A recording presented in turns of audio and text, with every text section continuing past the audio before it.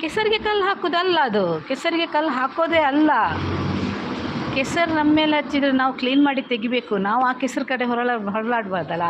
ಆದರೆ ಅವರಿಗೆ ಸುಮ್ಮನೆ ಬಿಡಬಾರ್ದು. ಸುಮ್ಮನೆ ಏನು ಗೊತ್ತಾ, ಈಗ ನಾವು ಧೈರ್ಯದಲ್ಲಿದ್ದೇವೆ, ಓಕೆ. ಬೇರೆ ಸ್ವಲ್ಪ ವೀಕ್ ಮೈಂಡ್ ಇದ್ದವ್ರು ಏನು ಮಾಡ್ತಾರೆ, ಇಂಥದ್ದೆಲ್ಲ ಮೆಸೇಜ್ ಬಂದ ಕೂಡಲೇ ಪಾಪ ಲೈವೇ ಎಂಡ್ ಮಾಡ್ತಾರೆ, ಮತ್ತು ಲೈವ್ ಮಾಡೋದೇ ಇಲ್ಲ. ನಿಯತ್ತಾಗಿರ್ಬೇಕಾದ್ರೆ ಯಾಕೆ ಹೆದರ್ಬೇಕಲ್ವ? ನಮ್ಮ ನಿಯತ್ತು ನಾವು ಬಿಡಬಾರ್ದು, ನಮ್ಮತನ ನಾವು ಬಿಡಬಾರ್ದು.